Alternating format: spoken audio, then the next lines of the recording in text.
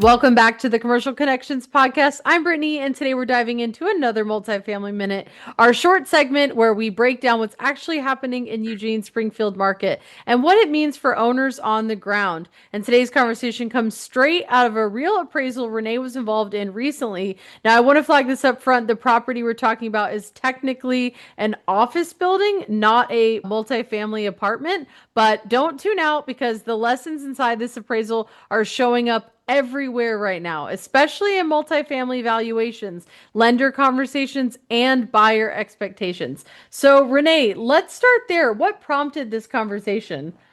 Well, it stood out to me because it was a really clear example of how lenders and appraisers and buyers are looking at risk right now.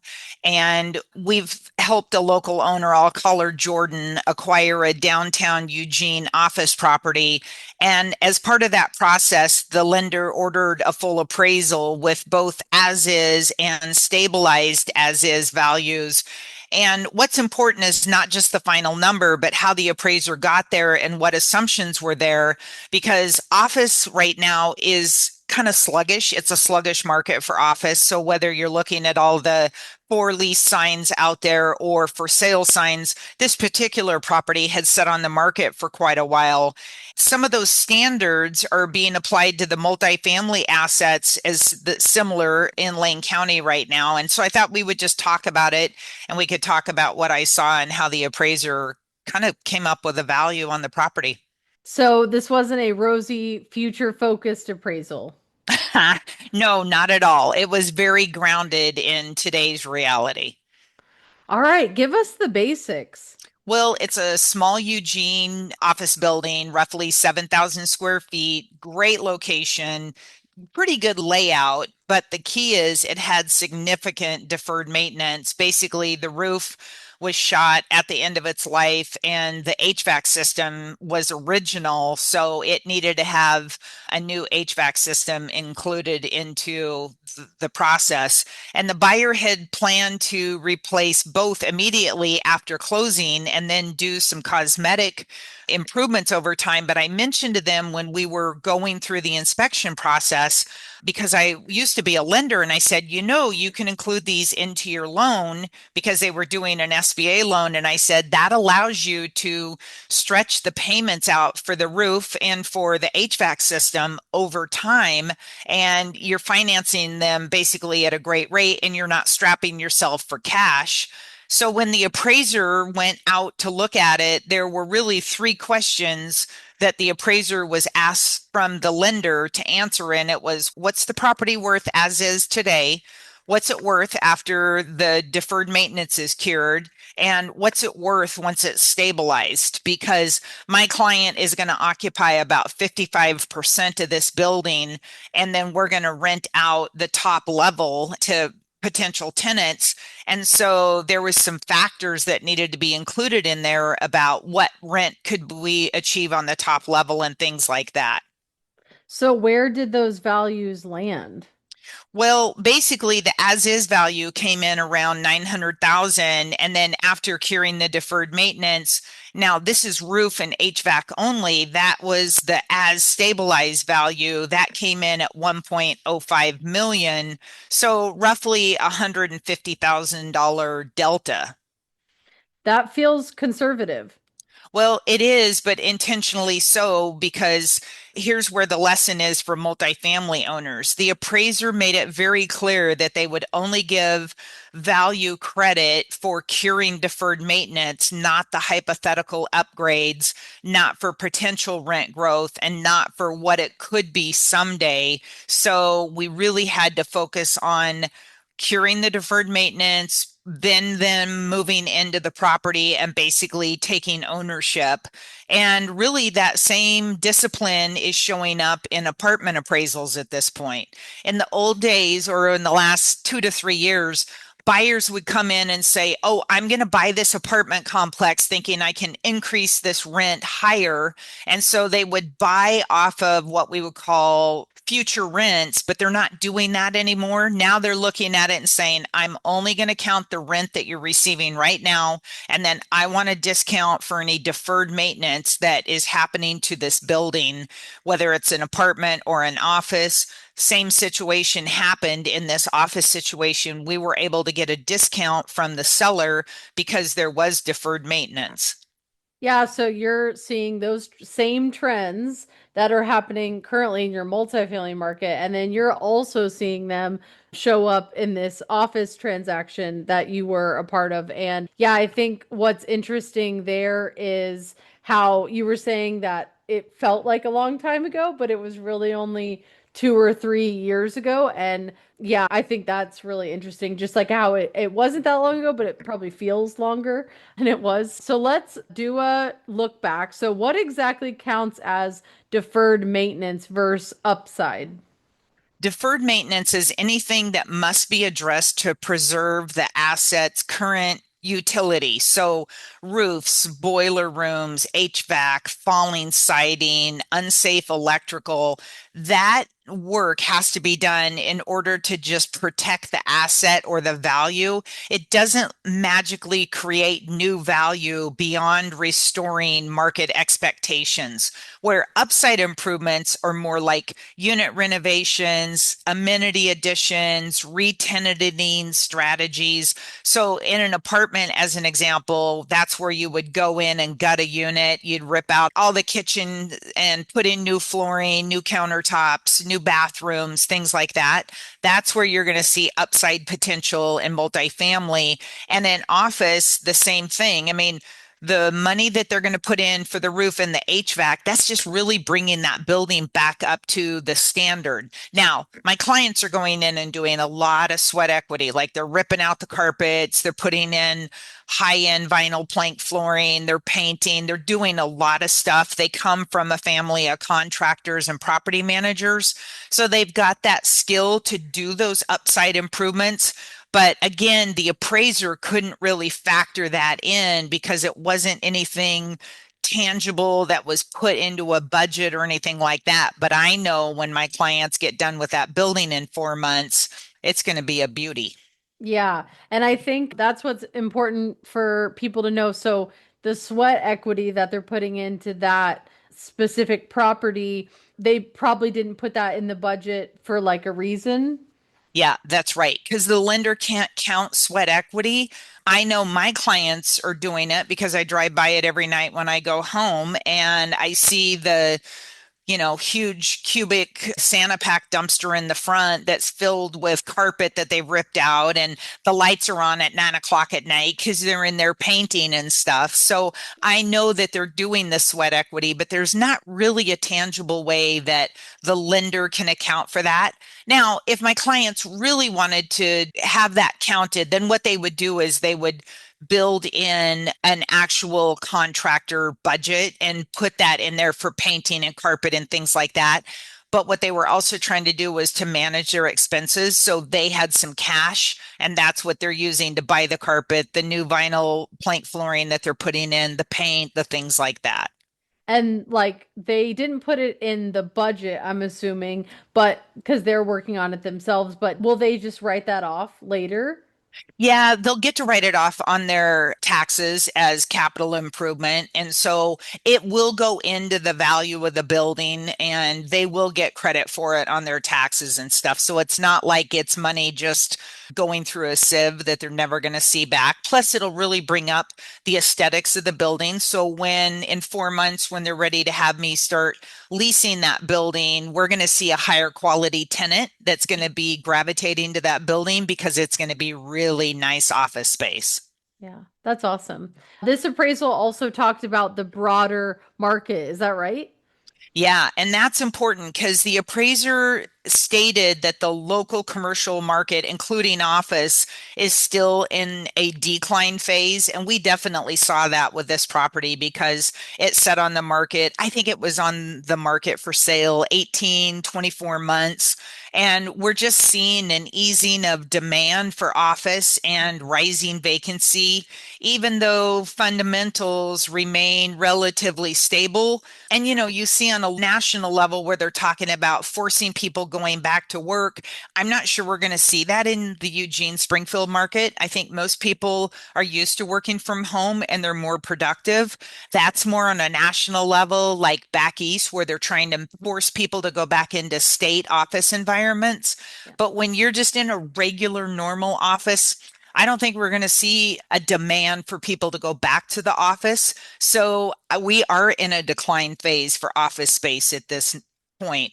I wouldn't call it a free for all or a free Yeah. fall, but we're not in a growth cycle either. We're really in a reset phase, is what I would call it. So, like in this Yeah. situation, this property management company was growing. So, they're currently in an office with 6 offices and they're just on top of each other. They've got Yeah. way too many staff, not enough space. They are going to go into this new building and double their size. So they're growing, they're going up. But I know other businesses that their office footprint is shrinking. So we do see kind of the yin and the yang of either growing and needing more space or shrinking your footprint because more people are working from home or AI is improving the workflow and you don't need as many people now. Yeah.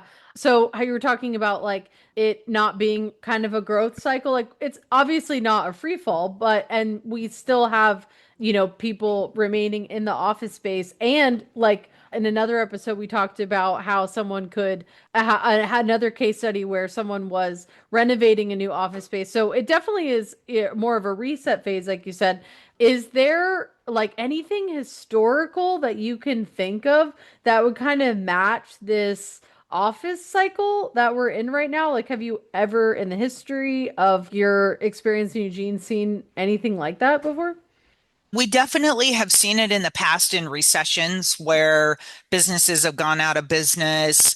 They've relocated, offices have condensed size, especially if they were government offices. In the recession in 2004 to 2008 era, the state mandated, and that was primarily in Salem, but I owned a couple of office buildings at the time in Salem, and the state mandated that all the offices in that area were going to shrink. And so they literally took people out of these really nice, lavish Class A, Class B offices and put them in cubicles. And a lot of people were so stressed out during the recession back in 2004 through 2008 that some people actually had to go to therapy and, divorce, debt. There was just a lot going on. But imagine you're in a Class A office, you have your own private office with a view out, and you're just in your happy space. And now all of a sudden you're put in with 40 people and you're sitting in a cubicle with all these people around you. I mean, I have seen definite cycles and decline cycles. We're not really in that in Eugene, Springfield right now. We are just starting to see office buildings set on the market a little bit longer, but I wouldn't say that it's drastic. There's other parts of the United States that it is drastic. I mean, Florida, there's some pockets that you would Yeah. not want to own office right now. Yeah. And if you're listening to this and you're thinking, I need clarity on my own portfolio, Renee offers a free pinpoint price evaluation. You may have heard us talk about that in other episodes, but it's something we are currently offering if you connect with us. We have that link down in the show notes for a free pinpoint price evaluation on your property or your portfolio. We also have the 2026 Eugene Springfield apartment snapshot and the 2026 market snapshot for the University of Oregon. If you want to know more about either of those areas, we have 2 apartment market snapshots for download. So you can find those links in our show notes. We offer those tools for free. Those are free snapshots that we put together for this audience. They're great tools for understanding where you or your portfolio is positioned in today's market.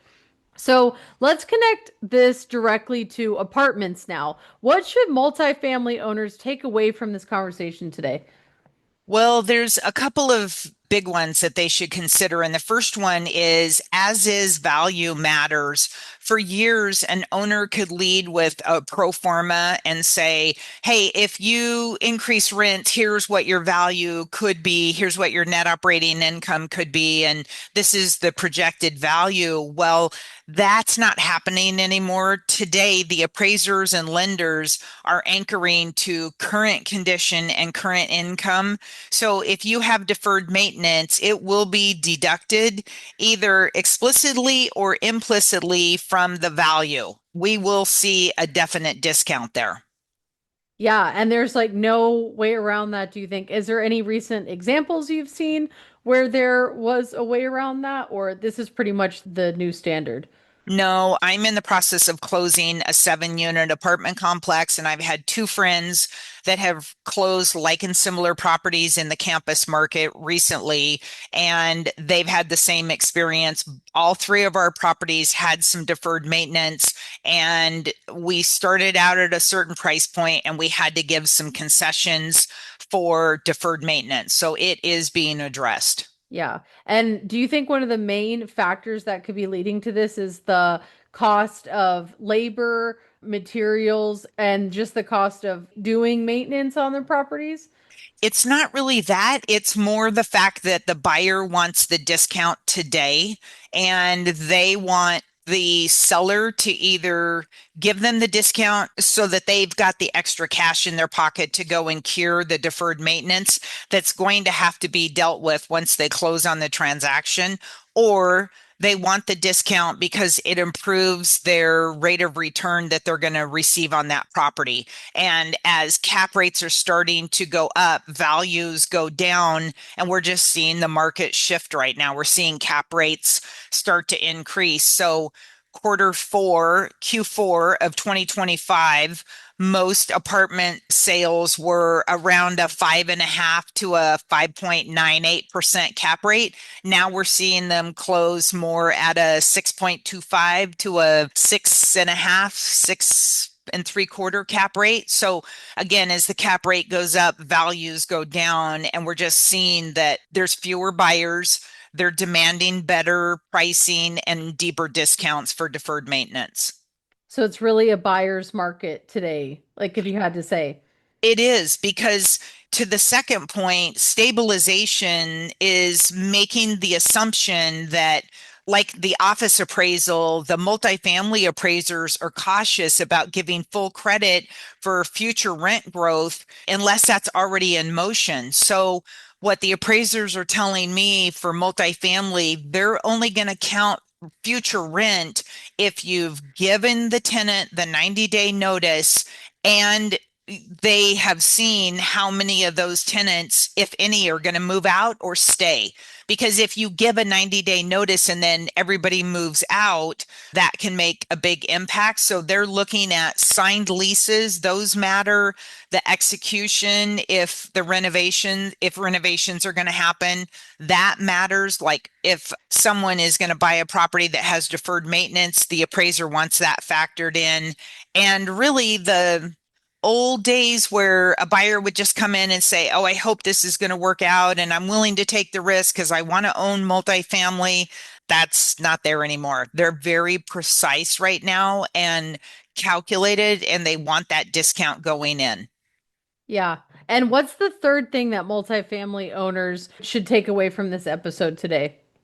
I would say that owner occupancy logic is bleeding into the multifamily underwriting process. In the office world, owner users are driving most of the transactions now. So, like this business where they're going to move into it, they're an owner occupant, and most of the office sales that we see right now are owner occupant. In the multifamily world, we're seeing it similar where it's smaller local buyers who understand the market and are comfortable with the realistic returns. The out of town investors and the big student housing buyers, they've really cooled on our market right now. So it really favors well positioned assets and not over leveraged ones. Yeah, I think that's really good advice for multi-family owners, knowing that those kind of larger developers, buyers are cooling down. Is there any markets that come to mind that they're heating up in at all? Yeah, most of those big national student housing buyers are headed to Texas, Florida, Chicago because they're a little more landlord friendly. And it's also a situation for the student housing buyers where the student population is growing faster and there's more room to spread. That's one of the drawbacks about it's really a 1 mile radius around the U of O. There's just not a lot of room. I used to have guys call me and say, yeah, I want to buy 1 acre within a 1 mile radius of U of O. And I'm like, that doesn't exist. You got to go to Mississippi or some of the other states to get that because we just don't have that type of land. So I'm seeing the student housing market starting to cool right now. Hmm, that's really interesting. And how does this affect owners thinking about selling or exchanging? Well, this is where it gets strategic. If your property has deferred maintenance and you're considering a sale or doing a 1031 exchange, you need to understand what is the as is value truly, what's it worth today, and it does it make sense to cure the maintenance before the sale? Is it going to improve your net sales price, or does it just make sense to sell and give a discount at the closing table and then just structure the exchange for a better move going into your next transaction? Because I think too many owners assume, oh, I'll let the buyer deal with it. But the appraisal will deal with it first, then the lender, and more importantly, the insurance company will deal with deferred maintenance before the buyer can even close on the transaction. So, does this push more owners into the silent market? Absolutely. Assets like this office building and multifamily properties transact quietly right now. This particular office building was on the market. I like to put properties on the market because I think it gives the seller the greatest advantage because they have maximum exposure at that point. But if a property is distressed or if they need to be cautious because maybe they don't want their property manager or their tenants to know that the property is going to be up on the market, then we do put it into the silent market. And that's where strategy beats exposure. So, let's wrap up with some clear takeaways from this episode. Okay, so number one, deferred maintenance is value neutral at best and the value negative if ignored. You've got to deal with deferred maintenance. Number two, appraisals today reward proof, not projections. And number three, the as is value is the foundation of every lender conversation right now. Number four, market timing is less about waiting and more about positioning yourself correctly. And number five, clarity beats optimism in today's Eugene Springfield multifamily and office market for sure. Yeah, I couldn't agree more. I think those are some of the things that you do the best is keeping those multifamily owners in line with what is realistic and getting those data points so they can look at their portfolio and asset clearly. So, if you're thinking to yourself, I need clarity on my own portfolio or my own asset, Renee is offering a free pinpoint price evaluation. We also have the 2026 market snapshots for both Eugene Springfield and the University of Oregon available. We've put these snapshots together for you free to download. Those links you can access in the show notes right below. If you're watching us on YouTube or Spotify, Apple, we would please love it if you could leave us a rating and review. And if you do leave us a review on Apple, please share your screenshot to our IG at Renee Nelson Real Estate, and we would be happy to enter you into a monthly drawing. We are doing a monthly drawing for a chance to win a copy of Never Split the Difference by Chris Voss. We recommend this book to all multifamily owners. It has his best negotiation principles that apply directly to multifamily owners investors, especially when you're navigating offers, inspections, or partnership conversations. He is a former FBI investigator, and his insights give owners a clearer, calmer approach to negotiating in today's market. That information is just invaluable. Thank you again so much for listening to another episode of Multifamily Minute on Commercial Connections, and we'll see you next time.